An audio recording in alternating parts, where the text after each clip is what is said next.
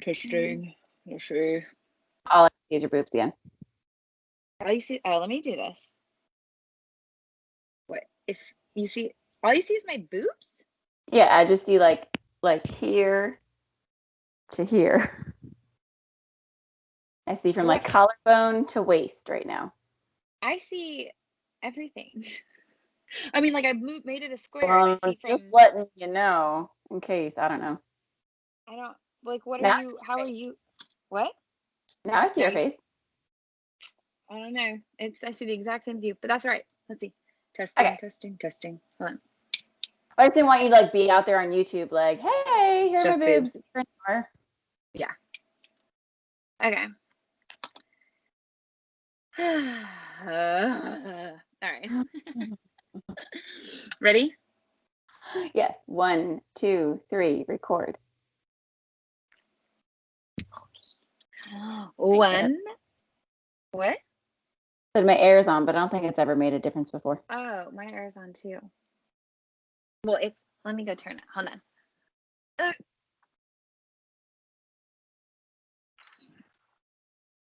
It was my.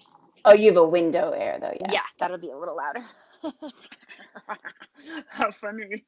Okay, 1, 2, 3. Okay. Welcome back to another episode of the In Raw Life podcast. We are so happy to have you today, even though my shaky voice would tell you otherwise. My voice is shaking. We'll get to that in a minute. Before we get there, let's talk about how you can support us. You can do a very, very simple, easy thing, which is subscribe or send a little rating or review our way, and that will tell the podcast platforms of the universe this is a podcast worth listening to. Do you want to do Instagram? You can also find more of our amazing, juicy, hilarious, down-to-earth content on Instagram at inrawlife.co, where you'll get even more encouragement, even more ways to connect with us and help our podcast and our community and our business to grow. And speaking of community, if you are an empowered or unstoppable woman, or both, you can find us on Facebook in our Facebook group, Empowered Unstoppable Women, where we join together in a huge, diverse community of women who know that they were born to make a huge impact on this world, and we are all encouraging each other through the highs and the lows. All right. So now, before we get into our topic of the day, which I have a cat scratching next to me. All right. I'll probably have a dog barking soon. Before we get into our topic today, which I'm very excited to explore this topic today, because it has to do with feeling like a fraud. But before we get there, let's do our reality checks. Let's hear yours, Sierra. Let's get it off our chest. All right, fine. So it kind of ties into today's episode because, gosh, my heart is just racing, and anyway, I'm in an icky mood. Which the whole reason that we do our reality checks is because we want to admit that our lives are not always perfect, and we feel like by talking about it, it helps you to see that, like, hey, maybe you're not alone in feeling this way. So that being said, my reality today, I feel very like nobody probably deals with this, or some people probably do, but it's probably rare. But I'm guessing that that's just my own self-doubt. I often get this feeling of, like, I don't know how else to say it, but like orphanagedom, like an orphan syndrome, we could call it. Because I don't feel, I'm an only child, so I don't have any siblings that I connect to. I do have 2 stepsisters that sometimes I feel like we're connecting, and then I often get news that reminds me we're very much not. And then I just have like rocky relationships with my parents off and on. And so there sometimes comes a time where like all of it is not like there's not a single relationship in my immediate family that's strong. And I feel like I'm alone. I'm like orphaned in a way. I have to like survive on my own. The one really good part of it is that Jay is so supportive, and he'll say like, all that matters is like our family. We've got a family, and we're never going to let our kids feel like that. We are going to stick together through it all. So like I do come back to that. Like I've got this, this unit of 4 that is strong and that will maintain strength. I like as long as I have a say in it. Um and but it's like it's this sometimes, so like my first feeling is abandonment, which comes with like a deep sadness, and then like the fight or flight part kicks in and it becomes fight. Like, that's fine, I don't need you, I've got this, like, look at me, I'm a badass on my own. Like, not, instead of I don't need no man, it's like I don't need no family. And so anyway, I just yeah, so today, like this weekend perpetuated a bunch of situations where I just feel uh isolated and parentless, and like, and then there's also this part that makes me like question, like, oh, am I not fun to be around? Am I like, is it me? Like, did I do something to make them not want to be more supportive, to not want to be like, to not want me to be part of their family? So it's like a whole spectrum of thoughts. And like, I thought I kind of worked through it all yesterday, and then something else happened today, and I'm like, all right, well, I guess I'm just gonna ride this train until it ends. But that's the train I'm on today, and it's not fun. I have a lot to say. Okay, let's hear it. Is that me too? And like Mm. the words to it that I don't think I ever could have fully put to it, like especially like the orphan word to it. Mhm. I think just like starting to talk. Um, and now I wonder, I mean, I know that I was never alone in feeling this. I'm sure plenty of other people feel this way and have like more real abandonment to feel that way. Right. But yeah, I always felt like, and especially I feel like it's very two thing. Like it's so two, but then maybe it's just human. Um, of feeling, yeah, not wanted and not needed or abandoned. Or I mean, I come from a small family, like, my brother, dad, mom, and my parents divorced. So that like already put a rift, and there was rifts and other like cousin stuff. We already didn't have like a huge family. So like I didn't really grow up with cousins. I had my brother and that was really it. And I had friends that I constantly went through, like friends abandoning me because they weren't really good friends. And I don't have like those core like childhood friends. Like my two best friends besides you, and I met you in college, my other two best friends I met in high school. So they both have big families, and they have other best friends from like younger years. So I always Mhm. felt like I was like needing to prove my worth almost, Mm. and never, and go through periods of time where I feel like, oh yes, like I'm a part of it now. And then other times I'm like, well, fuck, like seriously, I thought I Yeah. was a part of it, but I'm not. So yeah, I have the same things, and I do the same thing. I don't know. I usually do fight. I get that same idea in my head of whatever, like at least I have like, and I went through Yeah. divorce. So I lost all of that big family that I started to have, which was never fully concrete relationships for me. And then so it was me and Emmeline, and I was like, well, I got my kid. Like, I guess Yeah. this is my life tonight. And it's okay because we have a great relationship. And she'll still want me around when she's grown and all of that.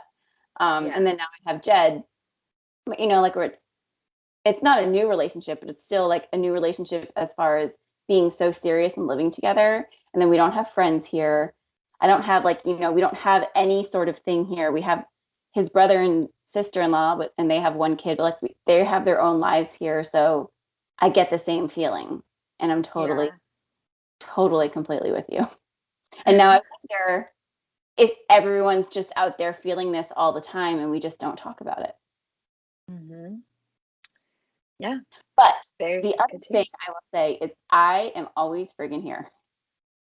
I Yeah, will and never that's leave you, and I will never orphan you. And I I totally, I know. mean, especially from going through so much like family turmoil where people don't speak to each other here and there or losing ties. Like, I love my family, and anyone who's blood to me, like, they are blood to me, and I love them. And if they want a strong relationship, and I'm not the best person either with keeping up, but if they want a strong relationship with me, I am there for it. But some of my friends they're stronger bonds to me, and no matter the distance or time, like I would like break through walls or do anything for any of my close people. Yeah. I fully agree with that. Like, I have my friends are more like family, and I've always felt that way. I just Jay Jay compared it to like an audio mixer. Like, with my friends are always there. Got that. Know they're there. I used to be like, my friends are my family, and that's all that matters. But then, like, little things start to happen where my family seems like, okay, like, maybe things are getting better, maybe things are going to be okay. And what he said is, he's like, with the audio mixer, how there's like the different, like, the red bar at the top and then the green at the bottom, and they like push it up and they push it up, and then the red bar stays up, and the audio keeps going to it, but then after a while it doesn't hit there anymore and the red bar falls. And he's like, that's what's happening with your family. And it's so true. Like, I'm very visual, and that was exactly like that hit me. Like, yes, I'm not heightening my expectations. I'm not over expecting. I'm just matching what they've provided gratefully. Like, oh, this is awesome. Okay, this is where we are now. More of it. Hello, is anybody here? No, oh, we're not doing this. This was just a one-off. Okay, falling back down.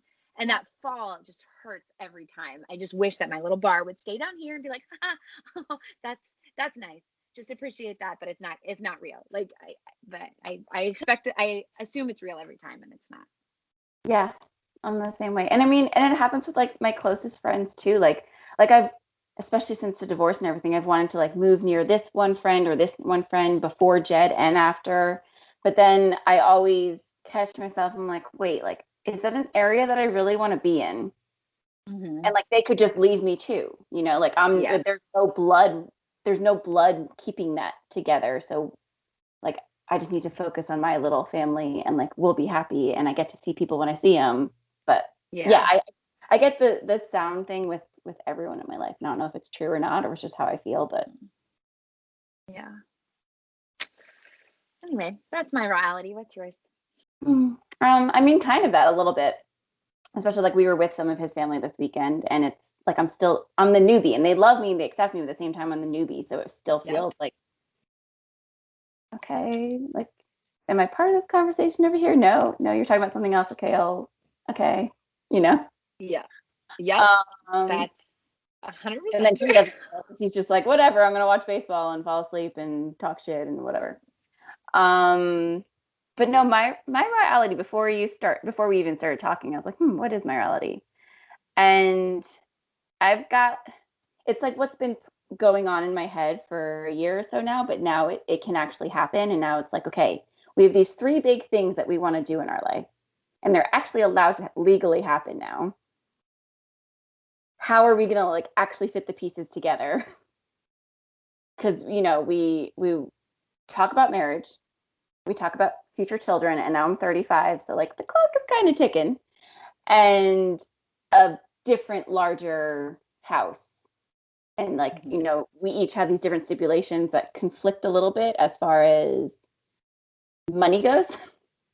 Like, he wants land, I want good school district. Getting those 2 together means more money. Like, we could have one or the other with our budget, but it's not, it's like a weird trifecta. So it's like all of these things, like, okay, which one comes first? And then I know I'm overthinking and over planning, but it's like, okay, and it's not just me, and I don't want to like keep pushing things. And we talk about things like yesterday, we like even went and looked at random houses on the way home from grocery shopping because I was looking on Zillow, and we're like, oh, let's just go check it out and see what it looks like and what the area looks like. And we're like, oh, that's nice. And it's like, well, we talk about all this stuff, and we talked about this stuff for so long. Something needs to set it off to go. And so it's just, I mean, everything else is going great. Like, I'm feeling good. It's summertime. My tomatoes are all ripening. Like, things are great. But then that's like in the back of my head, okay, that's the next thing to figure out. And how is it going to work out? I don't need to stress about it, but like, and I know it's going to happen, and I know it's all going to work out, but it's the planner in me Like I'm excited to plan it, but I can't do any of it until something sets it off. Right. Yeah. And that something does happen to depend on someone else. Yeah. Well, everything I just heard tells me that I need to tell you that I'm going to live in New Jersey for decades to come, and there's lots of land and really great schools. So I'm not going to abandon you. I am here for you. And as I stated earlier, my friends are thicker than blood. So get your ass over here. Yeah. Yeah, I don't know. Who knows? And he wavers too. Like, every once in a while I'll mention that to him. He's like, oh, maybe. And then other times he's like, I don't want to move to New Jersey or Pennsylvania. I'm like, okay, whatever. Fine, Delaware. Delaware's no taxes. It's Yeah, great. right. Oh, maybe actually, but I don't think they have land. They barely have a They state. do. No, They they have land? do. I'm gonna. Oh, Yeah, they have it's a really cool. cool area. I'm gonna find stuff. I'm gonna Okay. find it for you. Well, man, those Got a lot off our realities. chest there. That We was sure good. did. So, okay, I found this thing and I'm so excited to share it because it is what our reality check is. Okay. It's called, I don't, maybe you found this video too, I'm not sure, but it's called pluralistic ignorance. Did you hear about this at all in your No. research? Mm-mm. Okay. Pluralistic ignorance is it's the fact that we each doubt ourselves privately, but believe we are alone in thinking that way because no one else voices their doubts. I like that. Yeah, we've kind of touched on that before a little bit in other ways, I feel. Well, like I feel like that's what our reality is. Like the whole reason we do that is to voice that, hey, I feel like I'm the only one who doubts this. However, I'm assuming like now I realize that other people don't speak their doubts. So I'm going to put mine into the world so somebody may not feel alone. Yeah.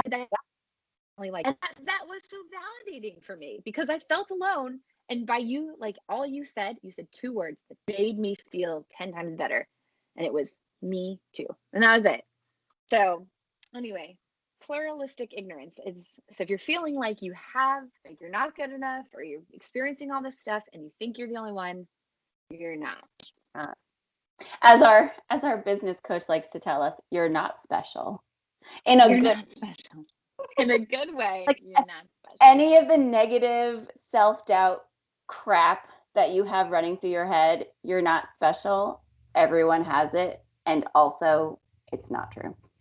True. Yeah, one of the things that I wrote down from something I was listening to was we haven't even announced what we we're talking about yet. I segued with pluralistic ignorance. Dun, So dun, why don't you tell them what we're going to talk about? we are discussing imposter syndrome. Ooh, what is that? Well, okay, I have a great definition right here. I don't know if it's the dictionary. I couldn't think of the word dictionary. I don't know if it's the dictionary definition, but it was this really cool chick that I watched her right before we started our call. Mm-hmm. First of all, it was 2 women. It was Suzanne Ames and Pauline Rose Clarence, I believe that says, in the 1970s, discovered this and defined it. And this chick was a counselor, and she does a lot of mental health stuff on YouTube. Her name is Katie Morton.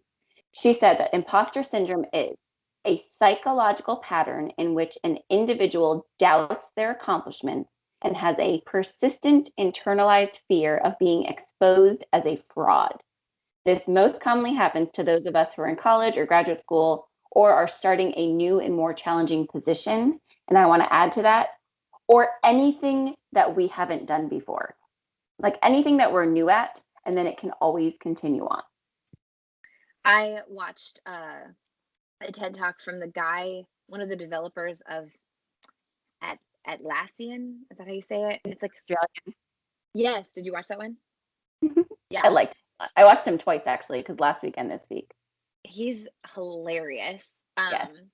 And he this company is huge, absolutely like revolutionary in the Elon Musk and like the Prime Minister of Australia and winning like awards all over the world. Wait, what about Elon Musk? He said he had something to do, some sort of relation. Well, they were in a Twitter conversation and then it expanded. But like, yeah, he's definitely like this big guy. And every time he gets an award, he's like, oh, geez, they're going to catch me. Like, I don't deserve this. And like, I don't even really know what Atlassian is, but I know I've seen it in multiple places. Like, I know it's a huge thing. And so I'm sure if I was in that industry, I'd be like, oh, yeah, this guy, look at him, you know? So anyway, he still doubts himself, and he's got this huge company with so many people doing all these great things. Well, yeah, something that he had said, like, because they won like some like the newcomer award or something in Yeah. Australia, like something else, and it went on to the world stage, and they're like they're gonna like figure this out. They're gonna find us out. And he's sitting next to some other guy. He said, you know, they had 70 team members at the time when they're at this worldwide awards ceremony, and he was super in the thick of imposter syndrome. And he had this other guy sitting next to him who's a company owner. He's like 60, 70 years old, been in the business for however long, has like Thousands of employees. 300,000 employees. And he like kind of like he admitted, hey, like I'm kind of feeling I don't think I belong here. And the older guy goes like something along the lines of like I feel the same way. Mm-hmm. Like you can be in it forever and still feel like you're out of your depth. And I think something else the older guy said that is so important is he said, I don't think anybody in this room feels like they do. And that was just like, oh, Yeah. that's interesting. Like Thank because we you. have this thought that all these people who are so successful and are doing all the things, well, they belong there because they know what they're doing and they figured it out. Like maybe they don't feel so confident. And there's like really like Maya Angelou is a great example. Do you have her quote by chance? I didn't write it down. No, I don't. Do you know what I'm talking about though? Not exactly. Wait, while you look that up, I wanted Okay. to say something that was started me, but then I never got to it. What was it what was the first term you gave us? Pluralistic ignorance. Pluralistic ignorance. Something that Katie Morton said in hers was what kind of perpetuates imposter syndrome is that we know ourselves from the inside. So we know all our or no, maybe this is something else actually even. I don't remember which video it was. We know ourselves from the inside, and so like we know like all of our doubts, all of our insecurities, all of the things that might be wrong with us or whatever, quote unquote. But we only know other people from the outside. I mean, that comes down, you know, we talk about self-awareness and trying to your best to understand each other and others all the time, but we can literally never know others from the inside, Yeah. like what they're thinking. They can be as open as possible, but there might still be something like an inkling hiding inside, and that's okay. That's for them. But so we see these people and we're like, oh my gosh, they're doing so well in business, or they're such a great mom, or whatever. And I mean, it can be your spouse even that you never know them from the inside. And you see them doing this great job and they're just handling everything so well. And on the inside, you're like, I'm crap. I don't know what I'm doing. Why am I even here? Why am I even doing this? And that's imposter syndrome. And you're absolutely not alone in feeling that way because Nope. Maya Angelou said, what? I said, we literally all feel this way. Yeah. Well, they said that only 70% of people feel this way, but I feel like 70% of people feel that way and 30% of people are liars. Exactly. Or don't realize it. Yes, or that, yeah. And I mean, I don't think I always feel this They way. don't Like have the self-awareness of what it is or what's going on. I mean, especially because like they compare it to college. Like I never felt like an imposter in college. They compare it to your relationship. I don't usually feel like I doubt that I deserve Jay. Like I don't feel like he's out of my league. I feel like we're perfectly matched personally. But then there's other things I'm like, oh my gosh, what am I doing? So I don't think it happens all the time, but I definitely think it's like self-doubt is I think it's always fluctuating in everything. yeah. But anyway, Okay, so Maya Angelou said, I've written 11 books, but each time I think, uh-oh, they're going to find out now. I've run a game on everybody and they're going to find me out. yeah. And then Albert Einstein said, the exaggerated esteem in which my life work is held makes me very ill at ease. I feel compelled to think of myself as an involuntary swindler. Swindler. I really like Albert Einstein. The more I get to know him. I know too. The guy Mike Cannon Brooks that we both listened to, the Australian guy, he's so much about, I just know it. Somebody's going to come knock on my door one day with a clipboard and say, like, the jig is up. Like, we know that you're a fool or a fake or whatever. And that could be at anything in life. Doesn't even have to be about business. And yeah, we all go through it. I mean, like everything that I've ever done as a business, I've had my own Etsy shop where I did a lot of graphic design stuff and painted things. And then I did doTERRA, and then now we're doing our business with, accountability, organizing, mindset stuff. None of these things have I had formal training in. Mm-hmm. And so I've always felt like when I was doing even my Etsy stuff, I was self-taught with graphic design. I'm great at graphic design and I'm great at painting. And I was also mostly like self-taught with painting. I never took higher than middle school or elementary school art class. But it was a natural talent of mine, and I was self-taught and I figure things out, and crochet too. Like I've sold things crochet. I completely taught myself from YouTube. So I always felt like a fraud when I was selling things, like, oh, like, is this really good quality? Like they're going to figure me out. I'm going to get an email back saying this is shit work. And like, it wasn't worth the money. And I always kept my prices lower because of that, but it's not. Like, then you were saying for tarot, like I started with it and I knew that they worked and I believed in them, but I wasn't a scientist. Or a doctor. So why, like, somebody's going to come back at me and something's going to happen. But no, like that's how that business worked. And then same with our business. Like I'm not formally trained in anything. It's just who I am and what I know to do. And I know the formal training of organization be. Where's the school you can go to for that, Jess? I'm sure there's something, Yeah. But I mean, like that's the thing. Like there's talents that we're blessed with. And I do think, like, I will say, I think there's like a caveat of like, be careful who you're learning from, like, because there are people who make claims that they're not educated in, or even with doTERRA, there was like this fine line of like, I don't want to make, like, I've heard a lot of these claims, but I don't know that they're true personally. So like, I'll just tell you what works for me, Well, versus I mean, like that's what they taught from the top. Like you couldn't make actual claims because you can't. Yeah. But I do think there are people out there who do. So I'm saying there's this weird thing. Like we need to know to not trust everything we hear on TikTok.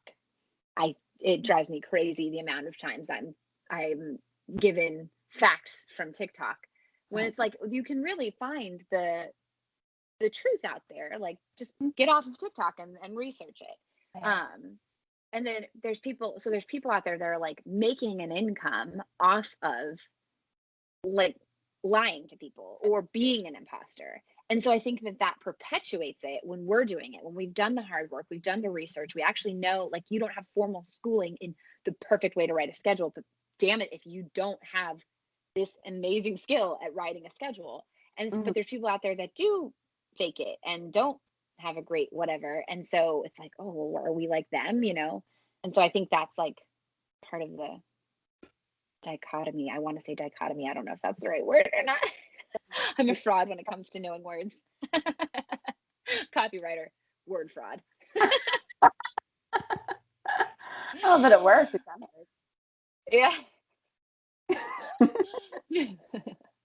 Oh man. I want to say I had to write down a quote from the one guy that we listened to that I liked a lot. Yeah. Because it just me. He said, "The most successful people I know don't question themselves, but they do regularly question their ideas and their knowledge. They know," motherfucker, my handwriting. They know when the water is too deep, and they're not afraid to ask for advice. So it's not that they don't question. I mean, he says they don't question themselves, but it's not that they just completely don't think about it. It's that they know when the time comes, like when those things creep up, it's like, okay, you can either squash those and say, no, that's not true, it's okay, and you move on, or you seek advice from people who can help you get to the next level. And when I heard that, I was even thinking, when it comes to marriage or comes to being a parent, I've always said, if you, like as a parent, if you question whether you're a good parent or not, I always take that as a sign personally that you are. You're a good parent. I do too. And you're seeking out advice to do better, which is what we're all about here on this podcast, is always, nobody can ever be perfect. Nobody is perfect. We don't have to wait until blank to be the best or better, but we're always working on being better.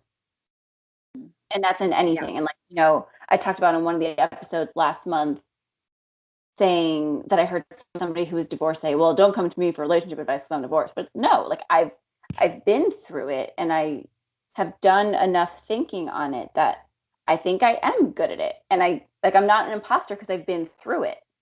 And then I'm always working on learning more and being better in my current relationship. So it's not me questioning myself. It's me saying, hey, what didn't work here, or what feels weird? Find the answers to be better.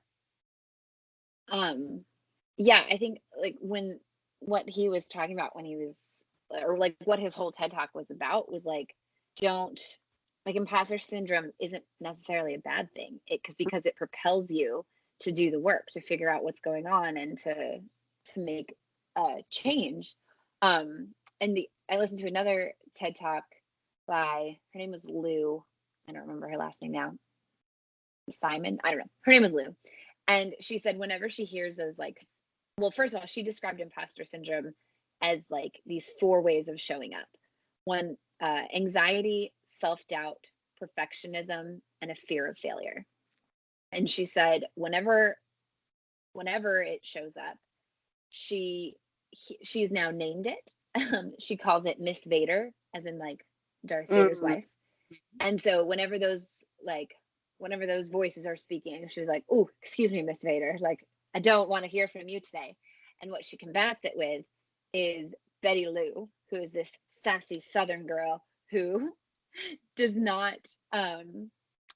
take anything, and so she speaks up for herself, and she defends the limiting, or she attacks the limiting belief and defends the truth.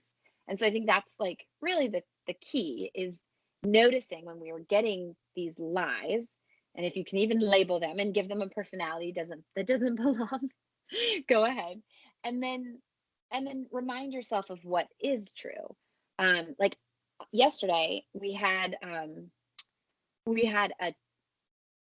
payment go through a week before we expected, and I was like, at first it hit me so hard, and I was like, oh my gosh, we're not ready for this. We don't have enough money in the account. We're never going to have enough money in the account because we're frauds. Like, that's where my brain went first. Like, what are we even doing? Probably time to give up. Pull the plug. This gig is up. And I took a deep breath, and I'm like, okay, what's actually happening here? And I reminded myself of all of the amazing testimonies we get from women we've actually helped, what a big difference they're making, and how obstacles present themselves so that you can learn from them and improve from them. So yes, this payment came through sooner. Yes, we didn't quite have the exact funds because we weren't at our goal yet or whatever, but we are going to make it work. We will continue to make it work because we have something that will change the world. We know that. We just have to keep, like, the only step that we can do is to keep pushing forward, to keep putting our name out there, to keep helping everybody we can. And I had to overcome a lot of fear. I was like, oh no, I can't do it. I can't do it. I can't. And then I overcame it. And I think we gotta, find that ability inside of us to say, Lion, Miss Vader.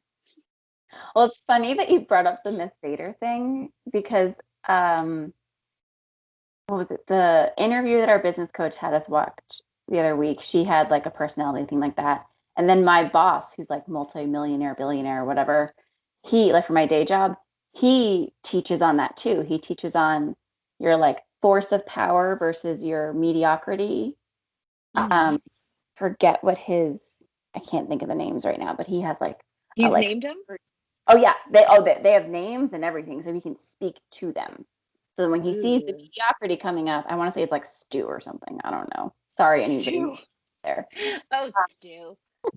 But he like names it. So if he sees that coming up, he goes, stew or whoever you are, not today, not interested. And then I can't think of the name right now, but it's like Super Matt or something. And he's like, Superman, and he can do it. And he uses that and he teaches it. And it's so good because it's true. Like we all have, it's like the angel and the demon on our shoulders.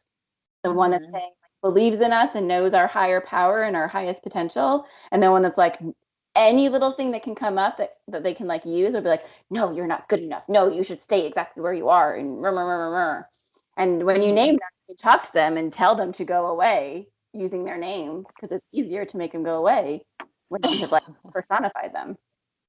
I think we need to name ours right now. No, we should say that for the game at the end. Okay, yeah. Okay, I thought that. Yeah, good. I didn't know if you had a game, and I didn't want to interrupt it, but no, I didn't. But I like that. Okay, good. I do have a tiny list of things. Okay. This was 4 things that you can do to help yourself get out of the mindset of the imposter syndrome when you feel it hitting. I like it. Let's hear it. Okay, so number 1 was speak kindly to ourselves. Like you said, just talking kindly to ourselves and remembering like, hey, you are amazing. You do help people. You are a great mom. You can cook anything you want. You're amazing. Like, whatever it is that you're coming up with. Number 2 is to acknowledge your expertise, and I added the word experience because she talked a lot about college or certificates, but you have the experience. Like, look through photos, look through testimonies from your business, look through things that have actually happened in life, like, and remember, hey, I do know what I'm talking about here. Number 3, if that's not working enough, then you seek out a mentor that you look up to, whether it's a family member or a friend or a leader in your life that you can go to and say, hey, I'm feeling these things, and they can kind of help you work through it. And number 4 was seeking professional help. If none of that helps out, then you can seek professional help and see what's really going on, and they're professionals, so they can help you. Speaking of, because they say, I bet you that professional therapists and counselors have imposter syndrome often. I mean, this girl that I listened to is a counselor, and she says that she had it right away and always goes through it because they say that often therapists are like the ones that need it most. So like they go and are therapists to help other people. Yeah. Those who can't. It's all related to the subject. Okay. That's all I have. I don't have very much. Yeah. I think. Okay, but let's get our game. I had one so more excited. thing. Tiny. Well, because you said that 70% of people have this and the other 30 don't. And she talks so much about how high achievers or people going on to like the next big thing get this. And there are just people in this world who are cool with status quo. Yes, that's true. And it's not that I think they don't get imposter syndrome. I think that that's just who they are. And they're like, okay, I'll stay here. And that's fine. And then the people who want to achieve more and know that somewhere deep in their heart that they're meant for more and they have more, and imposter syndrome comes up, that's what this whole talk is for. I also think though, like even so, there's the high achievement aspect, but then there's the better than now aspect. Because when you just said like people that are okay with the status quo, it made me think of one of my friends who's like, I don't ever want to be a leader. I like to be under the radar. But even she, when she's applying for a new job, she's like, I'm not qualified for this. And I'm like, you should apply anyway. And like, there's all the research that like men apply for things that they're not qualified for, and women only apply for things they're qualified for. And so like, she was like, I don't know, like, I'm never going to get this job because like, I don't have this, or I don't have this one part of it. And I'm like, girl, you got this and you'll figure it out. So I think there's even on the like, not the like high, like achieve or award seeking people can still have like little bits of it just by thinking they're not enough. They don't deserve a raise. They don't deserve a promotion. Those tiny little things. What? They don't deserve love or this, I friends. know. Yeah. Can I Yeah. just Or like, yeah. What? completely unrelated? Yeah. Something about the angle of you today and your face and makeup, you look like Kristen Bell. Oh, well, thank you. I did my makeup a little different today, but Yeah, something it was. like something in here. It's just you're looking very Kristen Bell like. Oh, well, I take that as a Like compliment. a brunette Kristen Bell. Like seriously, I feel like I'm talking to her.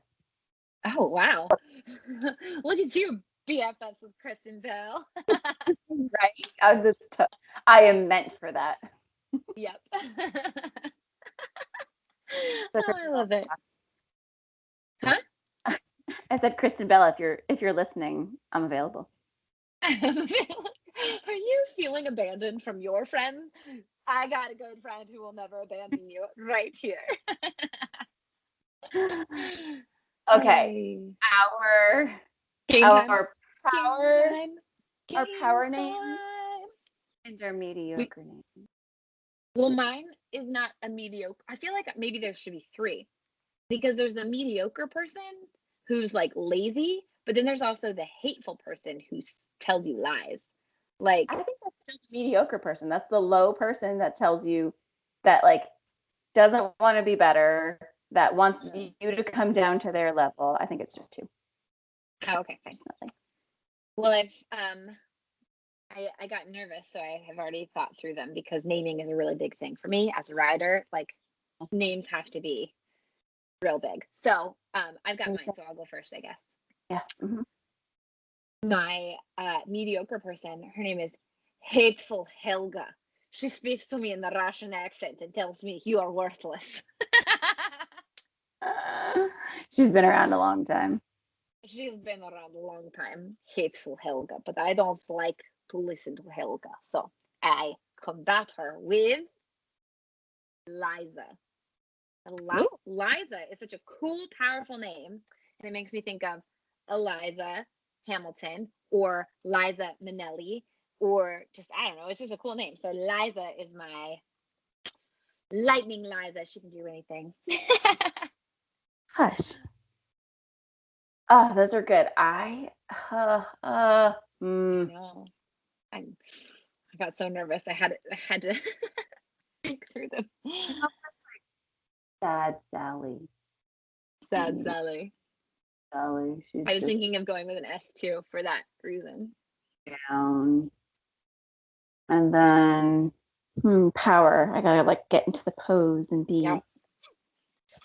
I know what I'm doing because I am.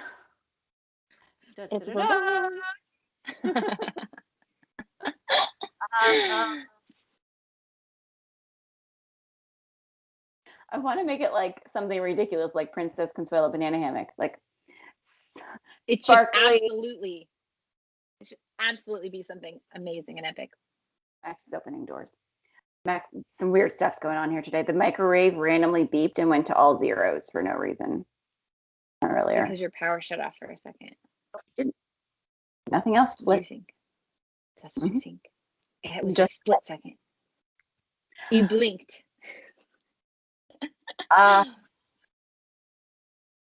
Sparkly something. I don't know. I need to think on this. I need help. Well, I'm just gonna let you know that you're doing all S's, and I feel like you should change names. So that's okay. But like, you want the difference, no? Like, there is change difference. letters. There's a difference in the Sad Sally to sparkly. I don't know, something. Okay.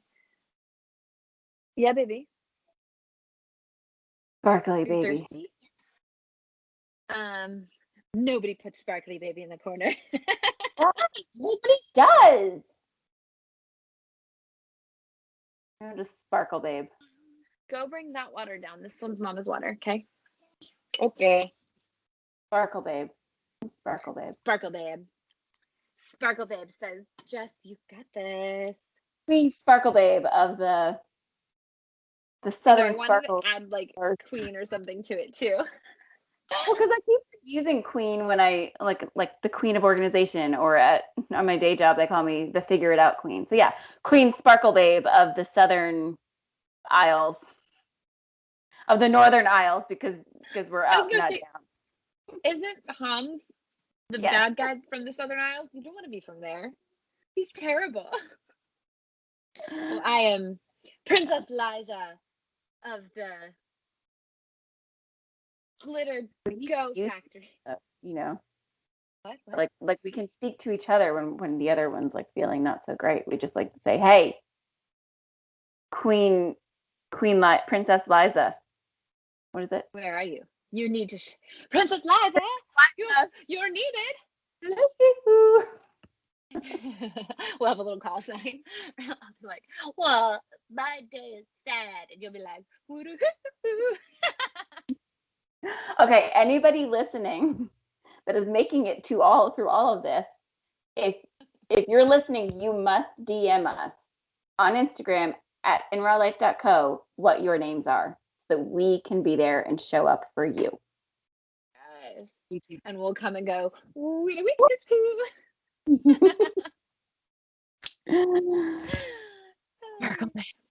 Okay, I like it. I'm gonna make a plaque and everything. Yeah, we did it. We did it. I think we've nailed it once again. We sure did. Okay. Well, now this is your turn. Well, I'm going to speak from. I feel like princess is too demeaning. Should it be princess? No, Princess Lyza. It's fine. I'm going to speak from Princess Lyza today and tell you thank you for joining us on such an empowering episode where we hope that you have found your inner Lyza or your inner Sparkle Babe. And we also want that version of yourself to show up on our show and tell us what strength means to you. So if your Princess Lyza or Sparkle Babe has something to say, let her say strength to me means, and record it and then send it to us so we can start our podcast with that clip. We'd really appreciate it. Yeah. Oh, and you need to send it to, wow, I haven't done that in like a year. And you need to send it to podcast@inrawlife.com. I would teach you how to spell it, but I have more important things to do, so just check the show notes. Until next week, I hope that you come up with your 2 different personality names and share it with us, or at least share it with someone important to you so they can help you use them. I hope that you speak kindly to yourself whenever any of these negative or feeling alone thoughts come up, and realize you're so not alone and you have got this. And if you think that imposter syndrome just doesn't apply to you, you might need to take another look. Bye. Oh, Dios. I am so hungry. I hope you don't hear my belly grumbling throughout.